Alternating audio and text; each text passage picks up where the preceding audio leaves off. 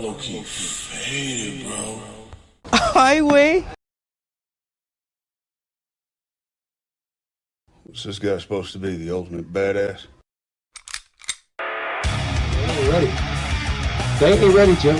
They ain't ready. Here we go.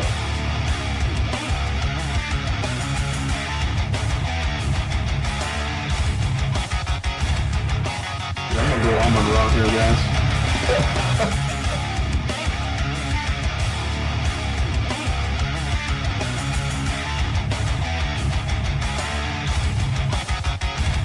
I was like, what is it? You ain't Mexican. What is that? Kind of looks it a little bit though, so I dig a little deep in there, right? But yeah, he's got that. He did that.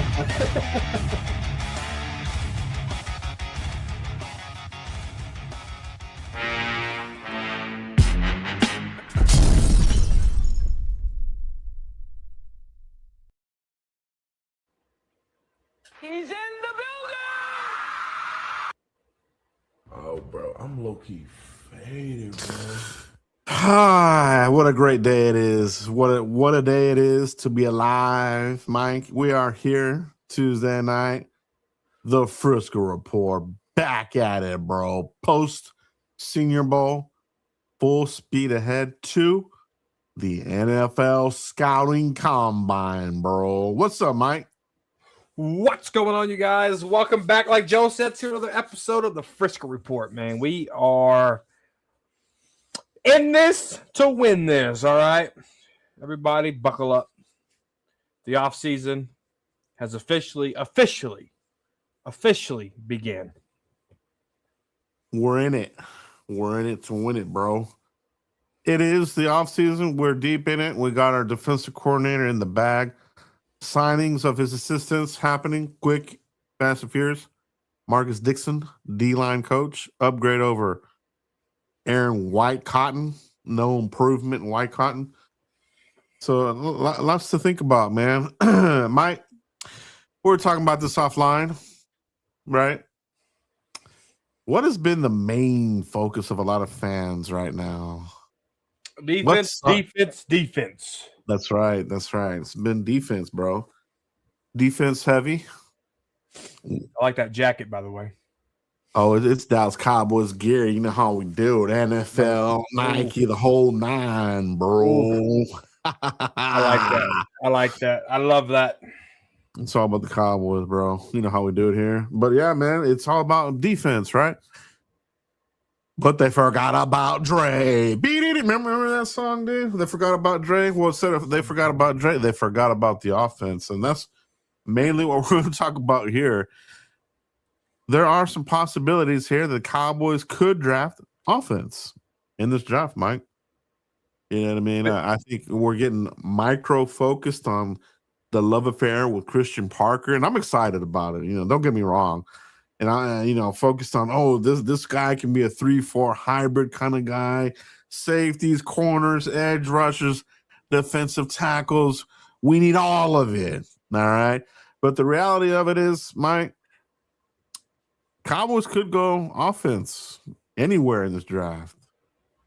They pull the rug under us all the time. We're all thinking both picks, defense. The defense sucks and needs a major overhaul. It has to be defense, both picks. Right, Mike? Yeah, man, look. From 2020 to 2025, the Dallas Cowboys have drafted 29 defensive players, all right? 29. 30, I'm sorry, 30. Just 29 because Marshawn Nealand committed suicide. So it's 29 players. Out of those 29 players, 9 are on the team right now, Joe. So when you look at the track record of drafted defense, I'm terrified. And I would not mind them drafting offense because I know they have a higher success rate drafted offense than they do the defense. Yeah. No, it's a true statement. It is 100% factual what you're saying, Mike. We've broken it down here at the Frisco Report. We've broken it down as far as the draft classes since 2014. the coattails of Zach Martin, DeMarcus Lawrence.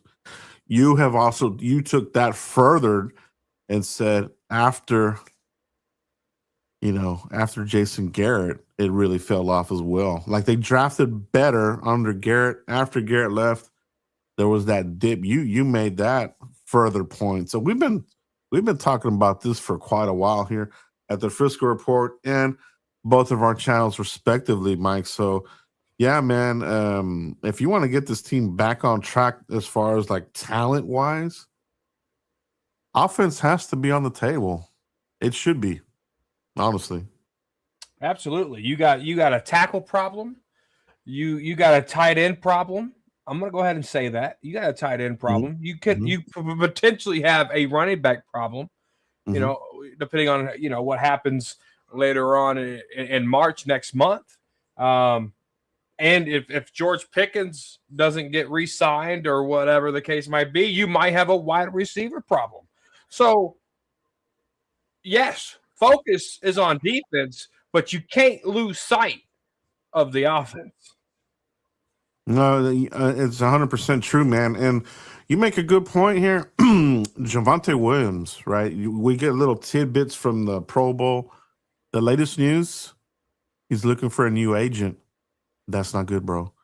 That's definitely not good for the Cowboys. Who is that agent going to be? Is it going to be Mullen-Getta again, the arch enemy? Is it going to be Zeke's agent? What was his name? They hated that dude. What was Zeke's agent?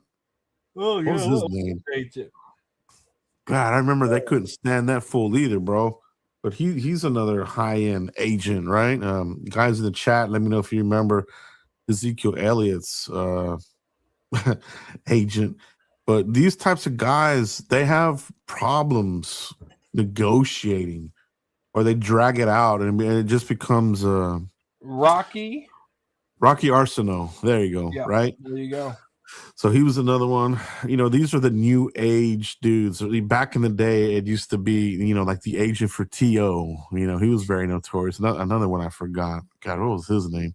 But we have a new age of these types of agents now, and the Cowboys, they may not want to deal with you if you're a freaking headache.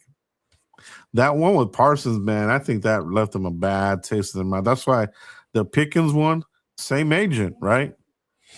Yeah. Might not be good. Doesn't Aubrey have the same agent too? Yeah. They all want to play hardball, bro. And some of these guys might get shipped out of here, bro, or not extended. They might be on 1-year deals, right? Yeah. So, but back to Javonte, there's no guarantee now. I mean, everything is fine and dandy. Oh, we want to re-sign him. He wants to be here too. And we've had discussions. Hit the brakes. We got a new agent here, guys. and Jerry don't like that dude because Stephen Jones already confirmed that they were already in contract talks. Yeah. So you pull the curveball, Stephen and Jerry, they'll say, okay, your new agent go negotiate with somebody else because that's how they play. They do, man. They really do, man. So yeah, what I thought would be an easy shoe-in extension might take a detour, and that might open up running back. Yeah. Let's talk about it, Mike. Let's talk about some offensive players. Let's talk about if Jeremiah Love is there at 12. Do you take him there? No. He just broke his foot in Thursday's practice.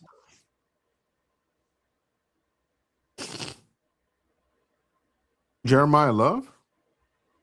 Oh, no. Was it? No, that was Singleton. Singleton broke his foot. Yeah. Who broke his foot Thursday? We have a moment. We have a low-key faded moment. Let's play it. Oh, bro, I'm low-key faded. Who broke his foot at the bro, Senior Bowl on Thursday? faded, bro. I love it, Mike. I don't know, man. I definitely wasn't Jeremiah because he wasn't there. I actually hadn't heard of it, dude. But no. In all seriousness, if Jeremiah Love is there, these teams pass on him, and he's there at 12. Do you take Jeremiah Love there? Let's say let's say things get contentious with Javonte Williams, and they say, "Hey, we're going to let you go. We're going to look elsewhere." If he's there at 12, is that your CeeDee Lamb moment? Is that your CeeDee Lamb, Micah Parsons moment where the talent is just too good to pass up? Yeah, it could be your CD Lamb moment. Yeah, Singleton broke his foot. My bad. I want me some glory hole. I knew it was one of the two, Singleton or Jeremiah. Well, Love. if Singleton broke his foot, that's going to throw him down. You might be able to get a steal on this dude in the 5th or 6th round. You know what I mean? He may not be ready, so Yeah. that might be a draft and stash kind of guy. You know what I mean? So, but Jeremiah Love, I think too big of a talent to miss. If he's there, who would you have rated higher? You know, would you have one of these defenders higher than Jeremiah Love? I to me, that would be the CeeDee Lamb moment, and I think they would take him there. Could be. I mean, that definitely helps your. It helps. It's a media impact.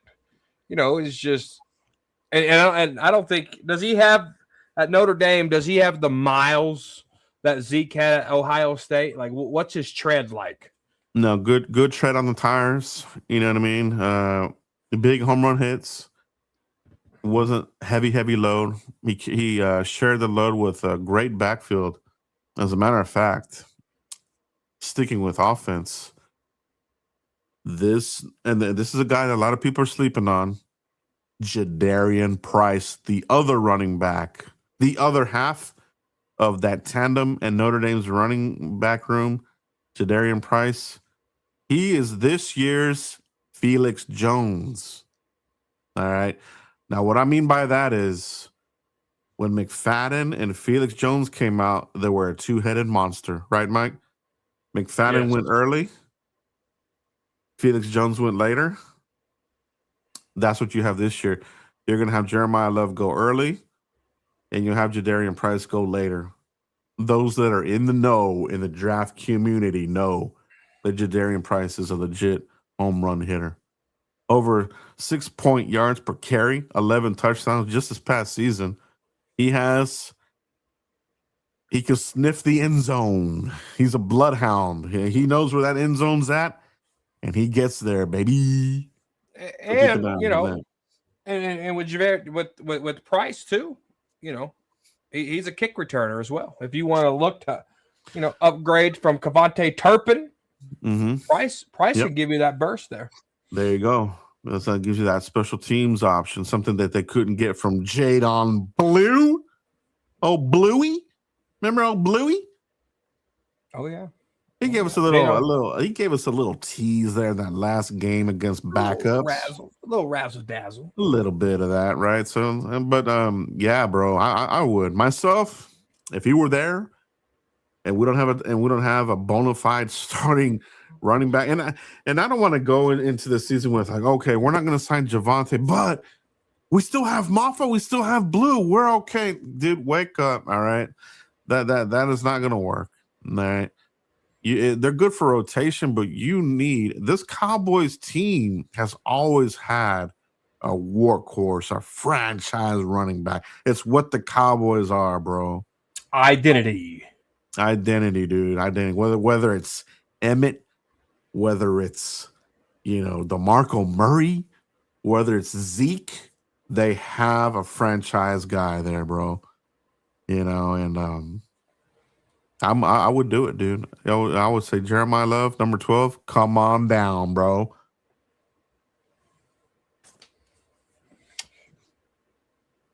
Yeah. Guys in the chat, let's see. What would you guys do? All right, let's say we're in trouble here at running back. Javonte Williams, they don't work something out. Maybe he wants more money. I think that's what changing agents usually means. You want to get the most out of it, right? He probably sees this as his final contract, like one more deal, and that could be it. And running backs have a short shelf life for the most part, Mike. So maybe he sees this as like, hey, I got to cash in now. All right. So I think I'm gonna put running back at the top. Guys in the chat box, let me know. Would you take running back at 12? Jeremiah Love specifically. Yes or no? Let me know what you guys think. Drop it in there, Joe. In the chat.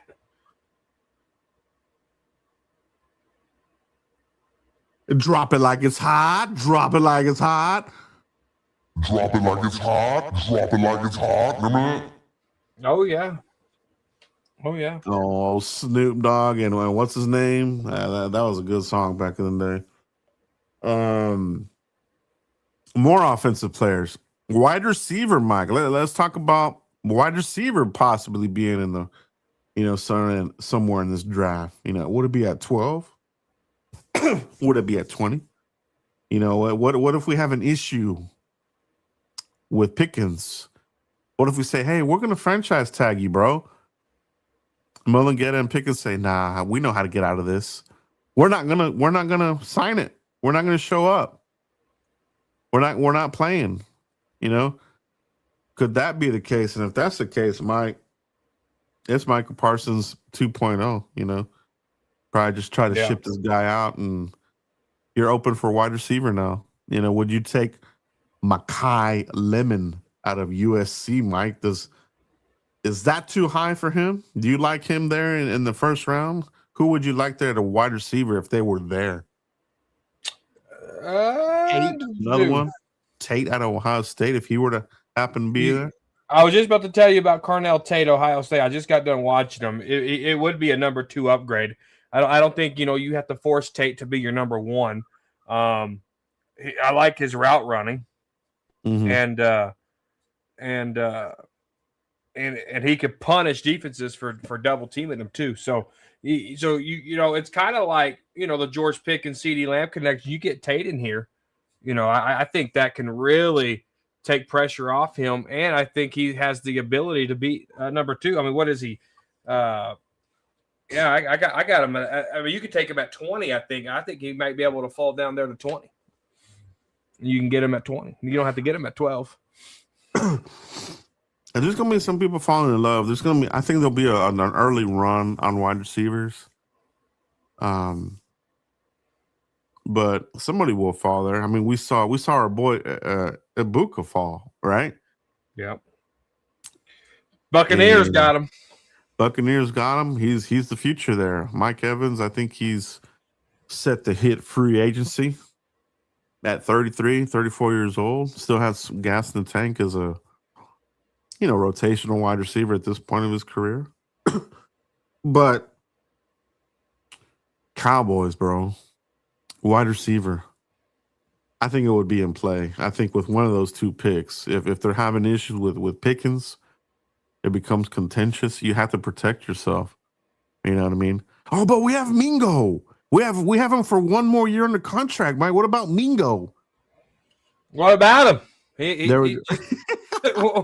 What about him? He sucks. No. I think Carnell Tate out of Ohio State. Ohio State wide receivers are really good coming out of the draft too. So I think you can't go wrong drafting a guy like that. No, and this team, I feel like as good as Lamb is,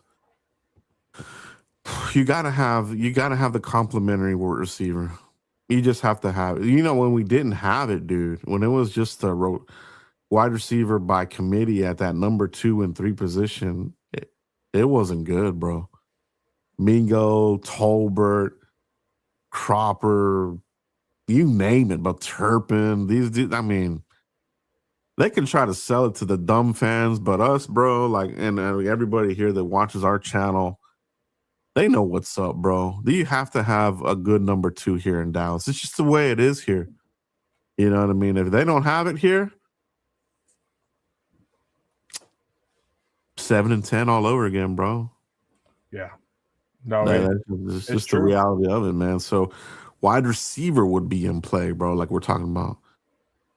Yeah, especially with that scenario with George Pickens, holding out and doing stuff like that with his agent. Yeah. No, that I guarantee you they already have a plan.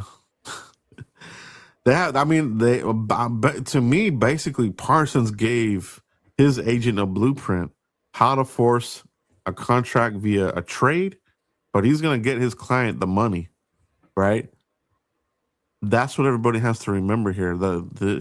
He's not here for the Cowboys. That agent is to get money for his agent, for his player, right? Right. So Mo and Ghetto will be like, "Hey, dude, you guys don't want to pay us, franchise and trade us, you know? Well, somebody will pay us." And I wouldn't mind, bro. Honestly, that would give us another first rounder. You know, I would say maybe a first and a third for him. Maybe at minimum, you're getting a first. We know that, right? Yep. But and you'll get your third back. You'll get your first and your third. It might be a next year third. I don't know if it'll be a this year third, but it'll definitely be a this year first. Yeah, and a next year third. I can see that being in play. Yeah, that's negotiable. The franchise tag, you trade a player. You know, it used to be where it was, oh, you get 2 1s. A lot of these teams they'll negotiate that. You know what I mean? So if they play hardball, so be it. But that's just what we're having the conversation is. Wide receiver would be in play. Could be as early as the first round. You know, maybe you look at somebody a little bit later. You know what I mean? Let's talk about the other elephant in the room, Mike. And this is the elephant in the room. The tackle position. You mentioned it earlier, Mike. The tackle position, another area here that the Cowboys fans need to get prepared for. And offense is their bread and butter, and it would kind of save Will McClay from. I would say this would be like his 4th in a row bad draft. I don't think he can afford another back-to-back bad draft. You know what I mean? Like he might go to his bread and butter with one, at least one of those picks. Mike might be offense, no matter what the hell the fans want. Right? Right. That is true. We're kind of tunnel vision right now with Christian Parker, the defense 3-4, possibly, and offense might end up being the pick, bro. I remember when we got Travis Frederick, Mike. That draft class, 2013, right? Pick 29, wasn't it? Well, he was like 30, maybe. It was at the very end, right? Yeah. With San Francisco, I think it was, right? But at the time, we needed an edge rusher. We were talking defense, and they came out of here with what? A center? A third round center. An offensive lineman? Yeah, that was the other thing, right? So we're just saying be ready for it. You know what I mean? But let's talk about some offensive tackles here, Mike. Do you have any here in the first round that kind of stand out for you that the fans should keep in mind, should keep an open mind about? Only one, Joe. There's only one tackle I want at 12. No ifs, ands, buts about it. If he happens to fall, it's the Miami right tackle. All right. I can't pronounce his last name. Don't even try it. But 6'6", 315-pound right tackle. You want to talk about anchoring that right side immediately. That's what you're going to get out of Francis, the right tackle out of Miami. Mm-hmm. Yeah. Francis Maioga. He's a big boy. I mean, he has a mean streak to him. I like him. Some people like him at guard, but I mean, he can play tackle for me. He's an upgrade, bro. He's an upgrade over Terrence Steele. 100%. Gives you that edge that you need. I'm talking about that mindset, bro. Like, let's get back to the Kevin Gogans of the world, you know, the Eric Williams of the Cowboys. Like, give me a throwback mauler. Just, I want to kick your ass every snap of the drive type of guy. A guy that I like.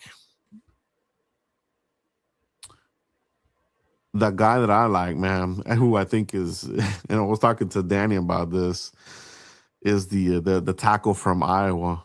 I think he made himself some money at the Senior Bowl. Shout out Danny Savage, the draft guru. He's in the comments, by the way. Yeah, shout out to Danny Savage, man. It's just, you watch this guy. He had great practices. He played well, and he's had a good campaign there at Iowa. Iowa They are an offensive lineman factory, kind of like Notre Dame, right? Like these guys just continue to put pros in the league over and over and over again.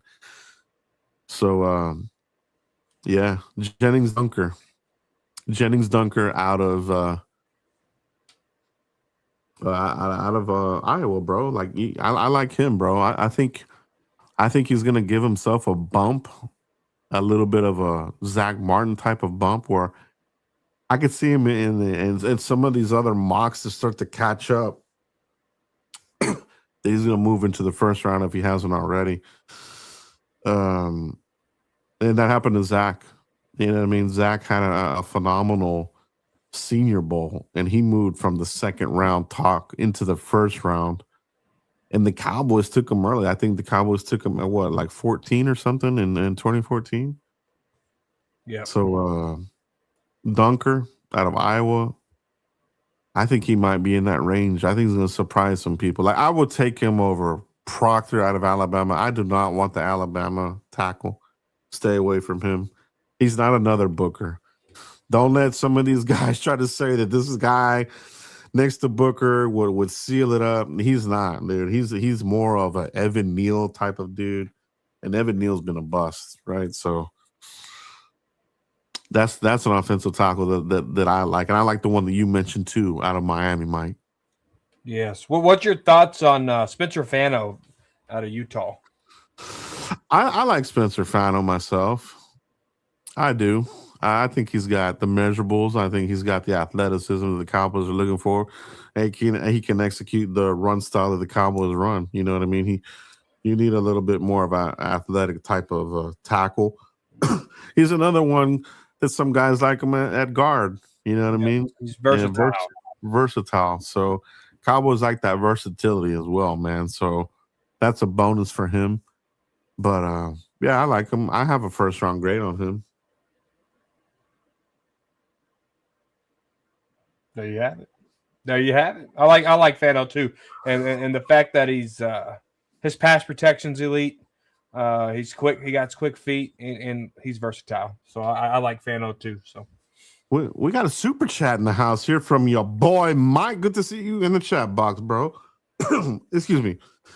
Do you think we should trade down our second first round pick that we got for the Micah trade? I can definitely see that being a real possibility. Well, Mike, you want to take this one? You want to go for this one first? Do you think we should trade down? Yes. I think, and the only scenario that I would want is if oh gosh dang it, what the heck's his name? Sonny Styles. If Sonny Styles is there, Caleb Downs is there at 12, and you draft them, I think you won the first round. I don't think, and I think if you were to hit on Caleb Downs or Sonny Styles at 12, your chances of success at 20, because you're riding that high of getting one of those two guys, will be so high that I think the Cowboys can lose focus. So I would rather, if you get Caleb Downs or you get Sonny Styles somehow at 12, you trade that damn 20th pick. You don't swap a first, because you need all those draft points to go get you maybe a late second and a late third, get you into day 2 somehow, right? I'm okay with that as long as we wind up with one of those two guys at number 12. Yeah, it's a great question, and it's going to be one that's going to be talked about all the way until the day of the draft. During the draft, it's going to go down live. As far as like, do we get a call? And I got to say that, excuse me, that I think the pick to watch would be 12 on a trade down. I think that is the most attractive pick for somebody that wants to move up and get. Because I myself have 12 first round grades. I don't think this is the best class. It's kind of borderline like last year. You know what I mean? It's more depth players, I feel like. So I have 12. Some people have 14, whatever, 16. So 12, if somebody wants a blue chipper type of dude, I think you still get that blue chipper at 12. So you could look at somebody on the bottom half of the draft, maybe Denver, they're like, hey man, we were this close, bro. What are we missing? What do we need to give Bo Nix to get us over the hump? A team like that, a team that's kind of like, we're close, bro, to get pushing over, to getting into the conference championship, the Super Bowl. Look for one of these teams on the bottom quarter, right, to want to jump all the way up, and you'll get the third, maybe even a second out of it, depending on how far back you move, bro. But you would still have that 20 pick.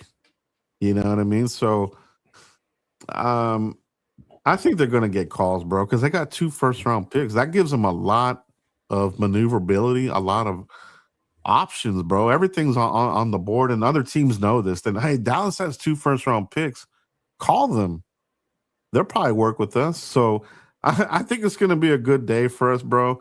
Normally, these guys stick and pick, Mike.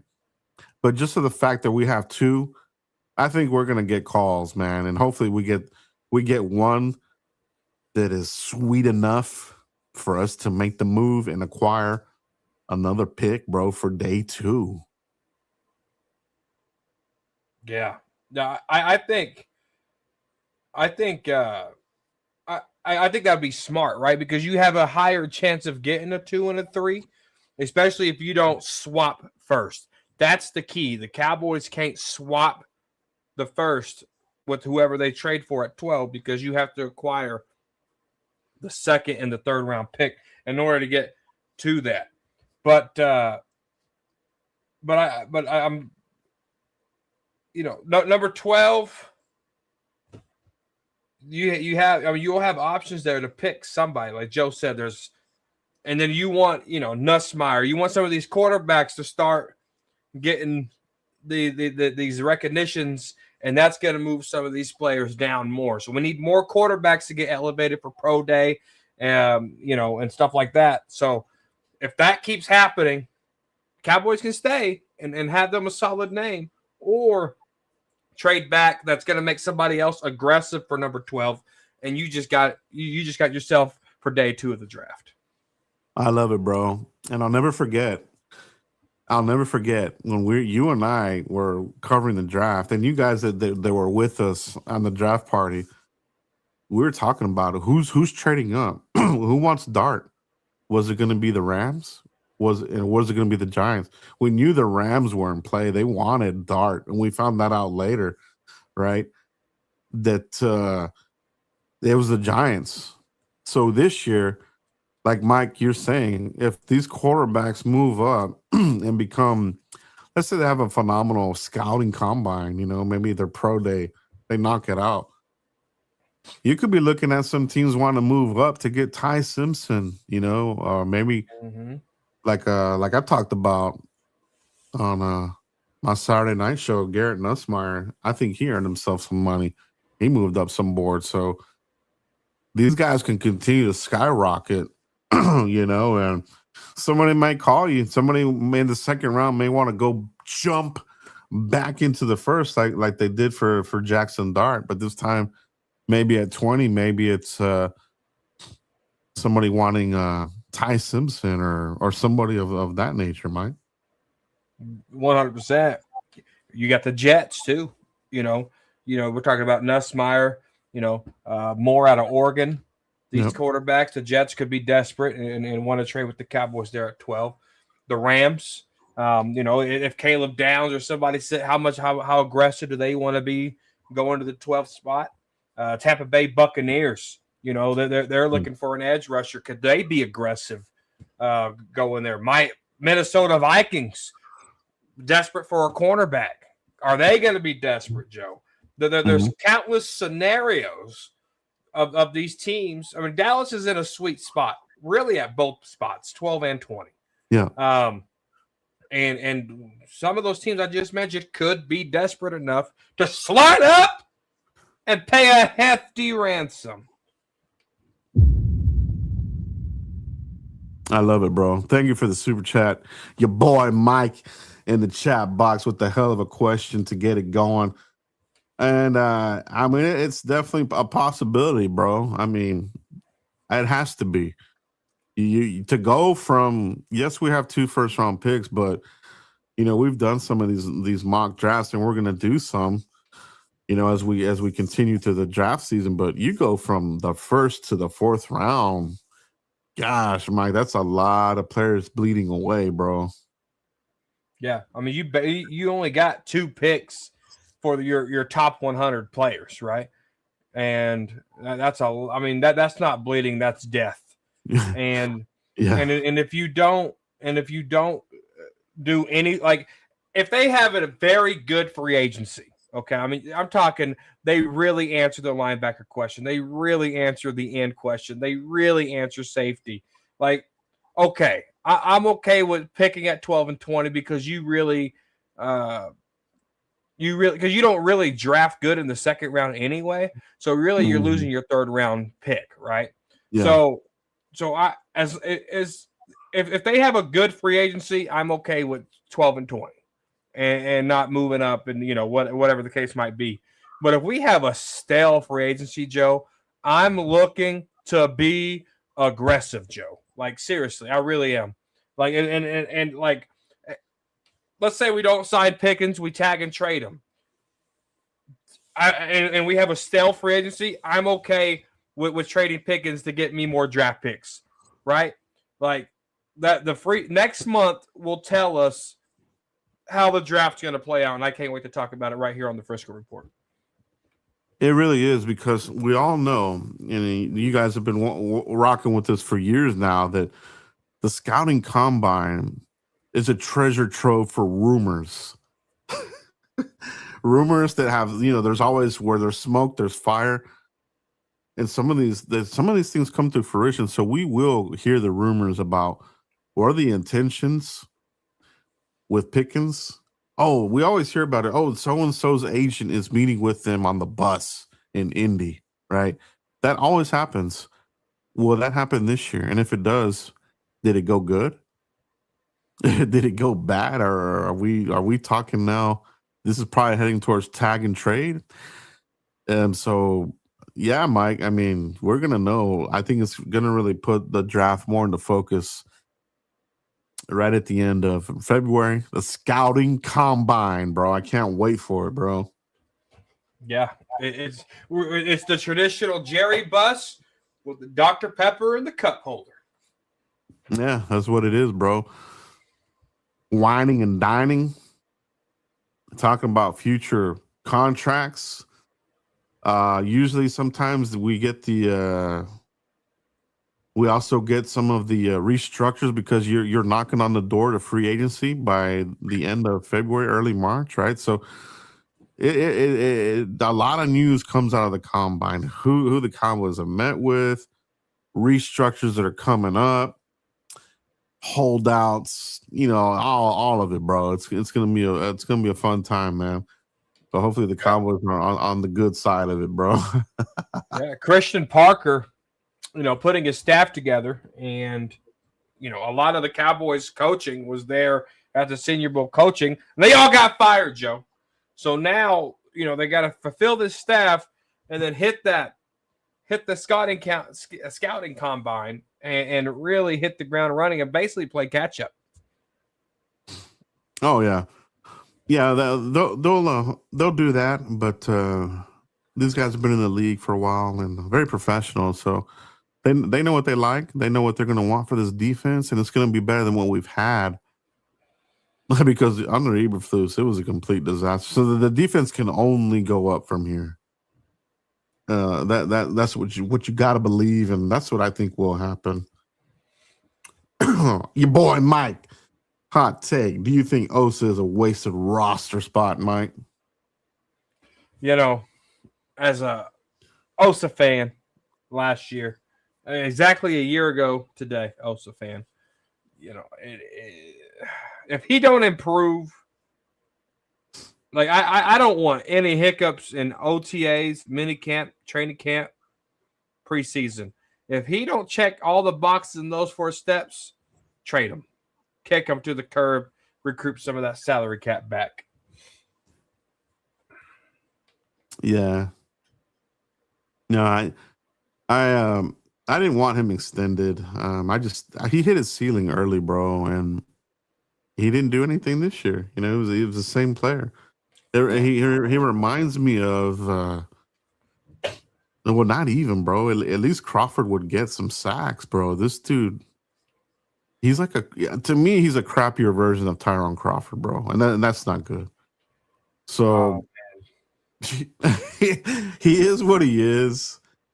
To me, is he a wasted roster spot? It's hard to say that because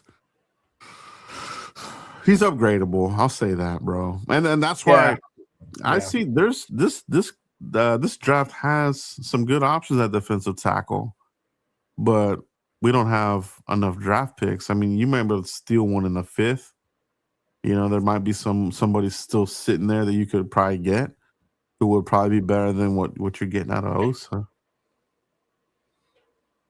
Yeah, I mean, if you trade Osa, you can't get anything more than a 5th. Nah, you won't get anything but a freaking ham sandwich. A ham sandwich. I like this comment here from Danny Savage. Appreciate that, your boy Mike. Appreciate that super chat. Dad's going to draft Garrett Nussmeier and Utah linebacker Landon Barton. I actually do like Landon Barton. If you guys get a chance, check him out, dude. This guy's he's like a dual player, bro. A very fascinating linebacker. Now, if Schottenheimer was creative enough, maybe he could use him. If you guys haven't seen Landon Barton, he can catch the ball out of the tight end position or as a wideout. Very, very talented, has good hands, and pretty sure tackler out of Utah. I don't know what you think about him, Danny, but I like what I've seen out of Barton. So Nussmeier maybe later, right? But how far up does he shoot up the boards? But yeah, those are two guys to keep an eye on for sure, bro.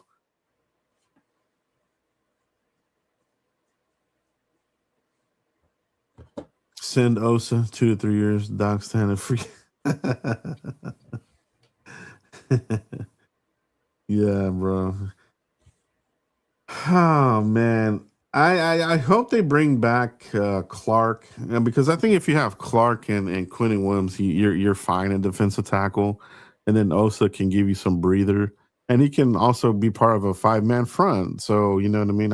He'll have a purpose, but yeah, you just wish you could get more out of him, bro. Like he's built like an Aaron Donald. Like the physique is there, and he looks the part, but it just ain't there, bro. He doesn't make enough plays or ferocious enough. Too finesse, I guess is what I'm trying to say. You know? Yeah, Kenny Clark, Seattle defense. Watch the Seattle defense in the Super Bowl. Watch how they run their 5-man fronts. They're unstoppable, and and when the Cowboys did it, Osa got a sack or two. Quentin Williams got a sack. Kenny Clark was really disruptive in the run game when they were running it. Ezra Raku was generating pressure, but Eberflus couldn't communicate and make that function well. But Christian Parker coming in here, all right. They just hired the Minnesota defensive line coach, all right. 90 sacks in the last 3 years. Most in the NFL, by the way, from Minnesota. Coming in here. Rejuvenation, all right? That's what this needs. Aaron White Cotton, caca-boo-boo, all right? No good. Now we got this guy coming in, a former Cowboy, by the way, 2005. But I can't wait for this 5-man front to really take off, all right? Not saying they're going to be Seattle defense, but if the vision's there and they can make it happen, it's going to be beautiful. Yeah, this is what I like about Christian Parker and the guys that he's hiring and some of the other guys that he's still interviewing. I feel that if Parker were to leave in a year or two, I think you have somebody on that staff that would be part of that Parker tree who could move into your DC position and you would be okay. But I need the staff to stick together for at least 2 seasons to give me that assurance. You know what I mean? So I'm hoping that's what they get out of Parker, and maybe that's the timeline you're on. You know, you got old boy here on a 4-year deal, old Shoddy. Let's see what happens, bro. There's no more excuses for Schottenheimer now. He wanted to keep his special teams coordinator, which I think was a mistake. It is. He got in his defensive coordinator, which I he's young, Joe. I can call this guy a kid because I'm older than him. All right, the tides are turning. I like it. I'm excited to see just because he's young, Joe. It's young coaches. Sean McVay, all right, young coach, and I'm not comparing the two. I'm just saying, young coaches. You look at them. Sean McVay has 4 offensive coordinators who are now head coaches in the league. All right. Mm-hmm. You look at Nick Sirianni. He's produced some head coaches, and he's young. All right.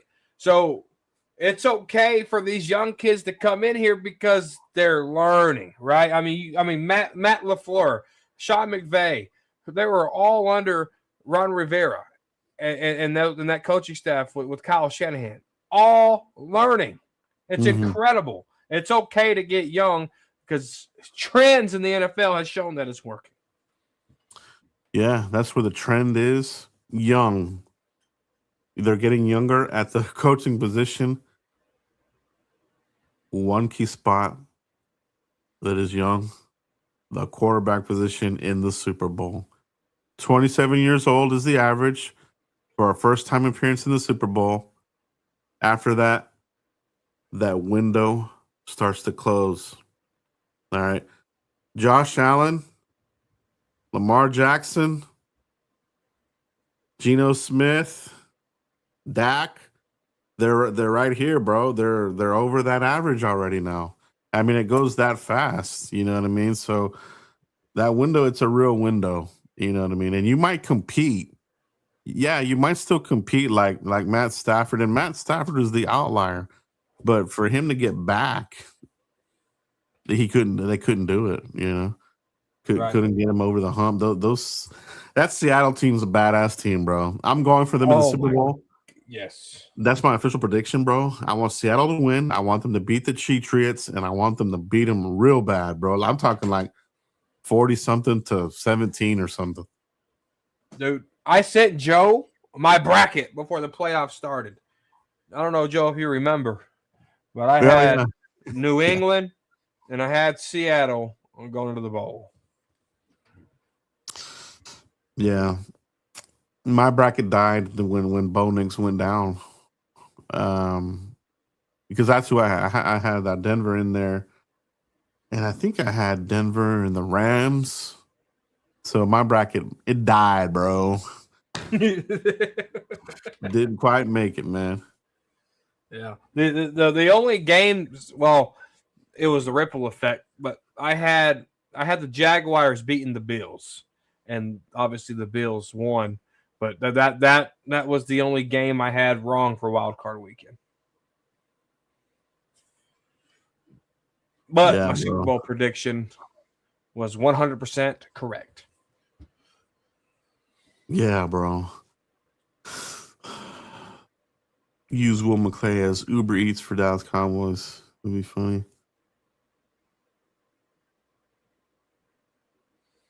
Will McBust, they trust, bro. Who is he gonna want to put in there for this team to draft, bro? That's the almighty question. You know, is it gonna be more of the same? Are they gonna go for the injured players again? Is it gonna be Jermod McCoy? You know, knee surgery, Dan Cooper special. Are they gonna go through that again, bro? Are they gonna look for the guy who is a gangbanger on the side, the rapper gangbanger dudes, or, you know, these boss man fat type of characters, or are they gonna really button this thing up, man? Where this is like we want the best of the best, bro. We don't want to roll the dice. Well, with them not having, because they got Siobhan Rebel in the third round, and they got Bossman Fett in the second. They don't have a second or third round to take that gamble. They don't have it this year. But what still terrifies me is them doing something stupid on day one. I mean, I don't trust these dudes for nothing, Joe. I really don't either, bro. I will take our drafting over McClay, especially defensively, any day of the year, bro. I just don't give me the injured player, bro. Please don't do that crap to us again, man. We literally don't have time for that, bro. No, we don't. We can't afford to. We've been waiting 30 years, bro. And dude, and if they don't have an aggressive free agency, none of this matters. It don't matter who they draft. There's nobody that can come in here at 12-20 that can really turn this thing around. If you keep the same bullshit on defense, you're going to get the same results. Christian Parker, hell, you can bring freaking Tom Landry's freaking doomsday defense back here, and it'd still look like ass because they didn't do anything, Joe. They have to do something in this free agency to make this draft count. It goes hand in hand. It goes hand in hand. We can't do these one-year signings, man. They got lucky one time with Javonte Williams. Yeah. That was the only one that really hit, man. And since 2012 that they've been doing this bullshit. Sorry for cussing.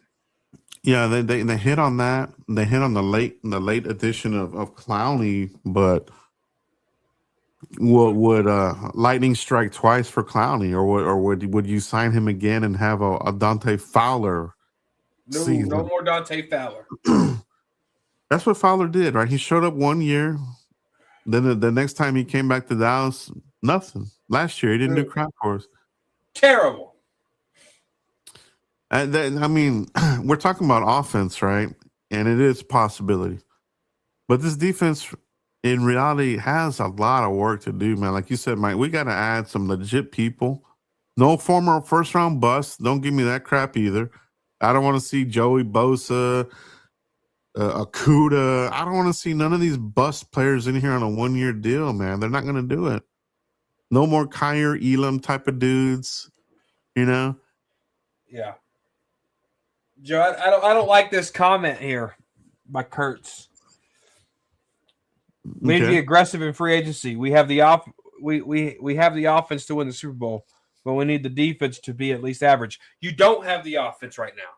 You had your tight end fumbling nonstop, only 500 yards. Flournoy's starting to come alive, but you can't put your eggs in a basket there. Javonte Williams was real slow in the last 3-4 weeks of the season, and I'm not including Week 18 because they IR'd him, right?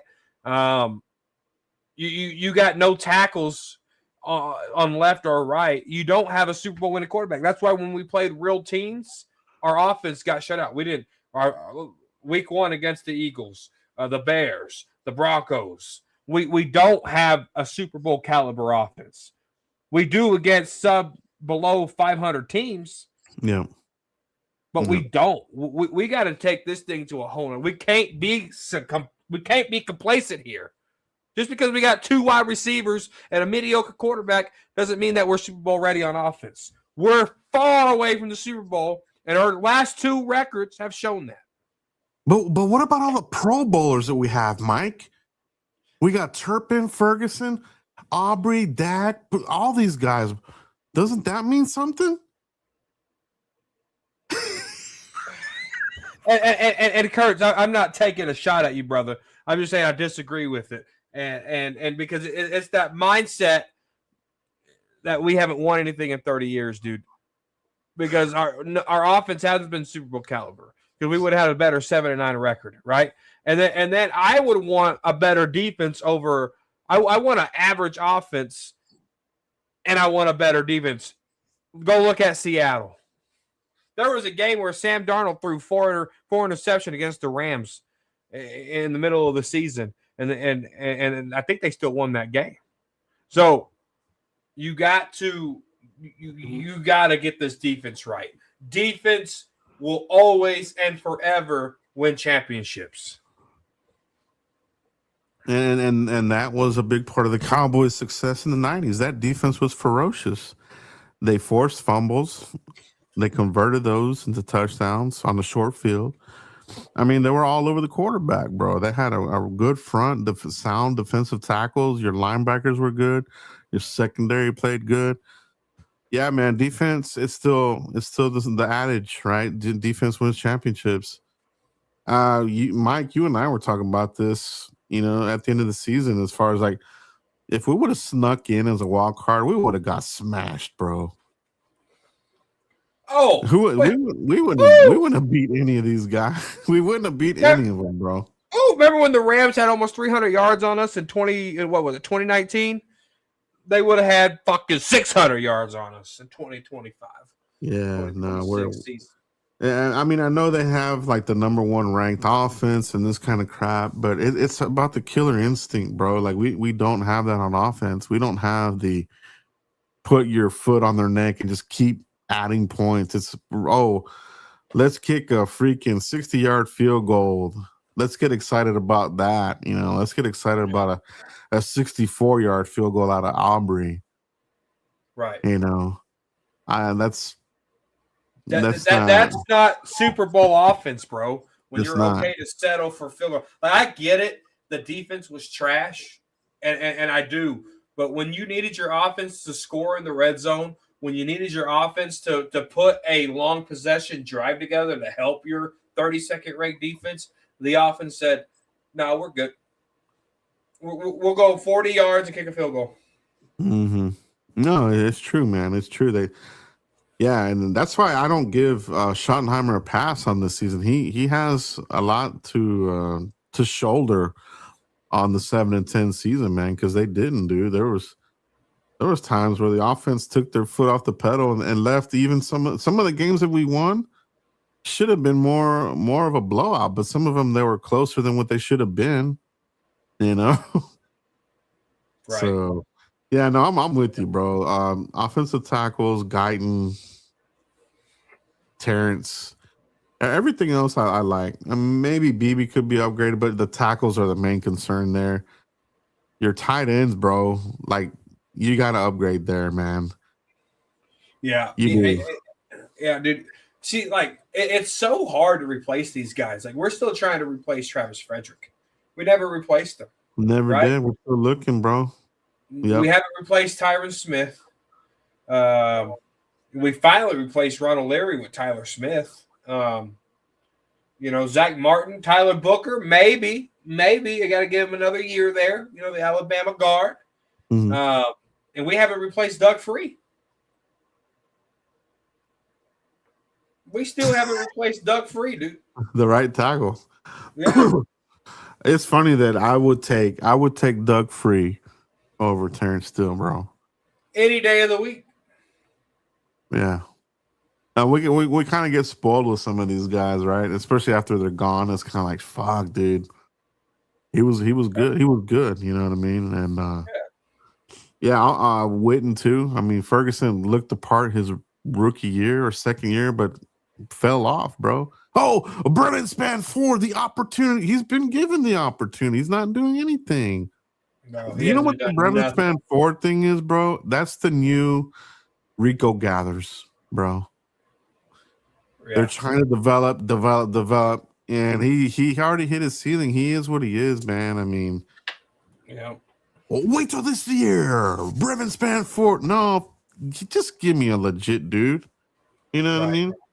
And I'm not saying this year, but what if this team would have drafted Tyler Warren, bro? Can you imagine where we'd be at? Well, I was against drafting Tyler Warren. It's so hard, but I just don't understand how we can go get offensive weapons and expect Dak to play high at a high level with all these weapons if we can't protect them? Yeah, if we can't protect them, bro. Yeah, that's the thing about it. That's why this whole conversation is it kind of circles back, bro. It's that offensive line could still be in play with one of those picks. You know what I mean? Because for sure that right tackle, bro. I don't think they're gonna quit on Guyton yet. Although I think you and I know you and I know Guyton isn't good. No, he ain't good at all. But I don't even want to try him at right tackle. I really don't. I don't have confidence in him, dude. I just don't think he has I don't think he has it, man. Not in the NFL, bro. And but Terrence Steele's got to go, bro. 9 months of membership. Jake Ferguson is overrated. Even Schultz is better. Yeah, Dalton Schultz. I miss Schultz. Big 86. Thank you, Mike, for 9 months of membership, brother. Yeah, bro. Good stuff there, bro. Yeah, Dalton Schultz has been a security blanket there for CJ Stroud. You know, the veteran. You know, he learned out of Witten, bro. He was the last one to really learn what it means to be a tight end. Ferguson, you know, he wasn't able to pick Witten's brain, but yeah, he learned under Schultz. Video game Schultz. Yeah. Mike, we hit the 1 hour mark. Great conversation. We gave you just a few guys here to keep an eye on. Keep an open mind as far as like be prepared. You know, an offensive pick could be the pick there. You know what I mean? I think everything's on the table, Mike. You know, as much as we do need defense, it's still kind of best player available type of scenario as well. When it comes to O-line, your bread and butter. But has it been the bread and butter? I feel like it's been kind of, even that has kind of taken it. Yeah, they got to do something here, and I'm okay with trying Nate Thomas for a year. You know, if you cut Terrence Steele, I'm okay with trying Nate Thomas. See what you got. I'm willing to risk that I'm willing to risk it for the biscuit to see what you got at Nate Thomas there at the right side. Because, I mean, that's where they had him originally before Tyler Guyton tapped out, right? Yeah. And so give me Nathan Thomas at the right side, right? And then for the left side, I had high hopes for Connor Riley there, and he let me down for the offensive line. He really did. I didn't see any improvement from Guyton whatsoever, and that could maybe he just ain't an NFL tackle, maybe that's not. But I didn't see anything from Cooper Beebe to elevate his game. Tyler Smith is still Tyler Smith. Tyler Booker, maybe that's just raw talent, but of course he was hurt and we didn't get to see him for a full 17 game season. So, and Terrence Steele is still Terrence Steele. So I don't know that I trust Connor Riley to even coach these guys, man. I mean, and that's unfortunate. We haven't had a good offensive line coach since Mark Colombo, dude. Yeah, Mark Colombo was a hell of an O-line coach, Mike. But I think that's all we have tonight, guys. It's been a great show, Mike. We appreciate you. We have a super chat here. We'll hit this one here. Jelly44, thank you, bro. I feel like a defense heavy draft this year. And it very well could be. It very well could be, bro. I don't want that one draft. God, what year was that? We had fucking, excuse me, sorry for cussing, Israel McQuamu, Osa, Nashawn Wright, which now he's with the Bears freaking balling, but for with us, he was nothing. I mean, we went so heavy on defense that year, dude. And I think Osa's the only guy on the team.